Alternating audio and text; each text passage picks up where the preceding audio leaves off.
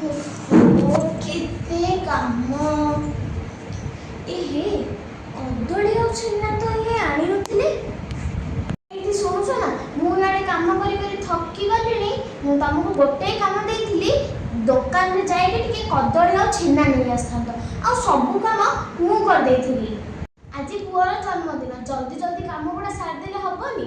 କେତେ ଆଉ ବୁଝେଇବି, ସବୁ କାମ ତ ମୁଁ ଏକା କରିବି, ତମେ କରୁଛ କଣ? କହିଥିଲି ବା, କଦଳୀ ଛେନା ନେଇ ଆସିଲେ ମଙ୍ଗଳା ମା ପାଖରେ, ଠାକୁରାଣୀ ପାଖରେ, ଜଗନ୍ନାଥଙ୍କ ପାଖରେ ପୂଜା ହବ।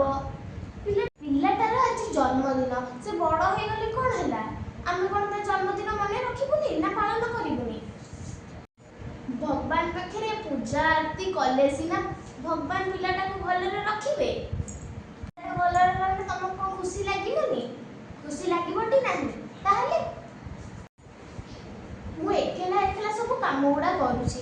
ଦେଖୁଛ ମୋ ଗୋଡ଼ ଭଙ୍ଗା, ଇଆଡ଼େ ମଟର ବି ଚାଲୁନି, ମଟର ବି ଖରାପ, ପାଣି ବି ଆସୁନି। ତମେ କିଛି ତ ଗୋଟେ କାମ କର। ଗୋଟେ କାମ ଦେଇଥିଲି, ସେଇଟା ବି କଲନି। ତମେ ଗଲେ ଜଲ୍ଦି ଜଲ୍ଦି କଦଳୀ ଆଉ ଛେନା ନେଇକି ଆସିବ, ତାପରେ ମୁଁ ଚକୁଳିଟା ବନେଇକି ରଖିଦେବି। ଆମେ ଷଠି ଋଷି ପାଖରେ ପୂଜା କରିବା ଯାଇକି। ଲାଲା ମିଲା କୁଆଡ଼େ ଗଲ? ଜଲ୍ଦି ଆସ, ଜଲ୍ଦି ଜଲ୍ଦି ତମ ପିଲାମାନଙ୍କୁ ଖାଇବାକୁ ଦେଇଦିଅ।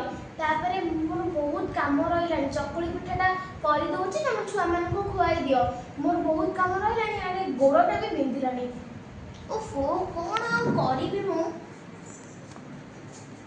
ଆମେମାନେ ଯେତେ ବଡ଼ ହେଲେ ବି ବାପା ମାଆଙ୍କ ପାଇଁ ଆମେ ଛୁଆ ହିଁ ରହିବା। ଆମେ ଛୋଟ ଥିଲାବେଳେ ଆମ ବାପା ମାଆ ମାନେ ଆମ ପାଇଁ କେତେ କ'ଣ ତ୍ୟାଗ କରିଛନ୍ତି। ଆମେମାନେ କ'ଣ ବଡ଼ ହେଇସାରିଲା ପରେ ତାଙ୍କର ସେବା ଯତ୍ନ କରିବାନି? ଆଜି ଆମେ ଆମ କର୍ତ୍ତବ୍ୟରେ ହେଳା କରୁଛୁ ବୋଲି ଆମ ଚାରିଆଡ଼େ ବୃଦ୍ଧାଶ୍ରମ ଖୋଲିଲାଣି। ଆମେମାନେ ଏବେ ବଡ଼ ହେଲା ପରେ ବାପା ମାଆଙ୍କୁ ଶୁଣେଇ ଦେଉଛୁ, ତମେ ଆମ ପାଇଁ କରିଛ କ'ଣ? କିନ୍ତୁ ବାପା ମାଆ ମାନେ ଆମ ପାଇଁ କ'ଣ କ'ଣ କରିଛନ୍ତି, ସେଇ ଜିନିଷଟା ଖାଲି ସେମାନେ ହିଁ ଜାଣିଛନ୍ତି। ଭୁଲଟା କାହାର? ଆମର ନା ଆଉ କାହାର? ଏବେ ଏଇଟା ଆପଣଙ୍କ ଉପରେ ନିର୍ଭର, ଆପଣ କ'ଣ କରୁଛନ୍ତି। ଆଉ ଏଇ ଜିନିଷଟା ଆପଣଙ୍କ ପିଲାମାନେ ବି ନିଶ୍ଚିତ କରିବେ। ଆପଣମାନେ ନିଜ ବାପା ମାଆଙ୍କୁ ଆପଣଙ୍କ ପାଖରେ ରଖି ସେବା କରିବେ ନା ବୃଦ୍ଧାଶ୍ରମରେ ଛାଡ଼ିବେ?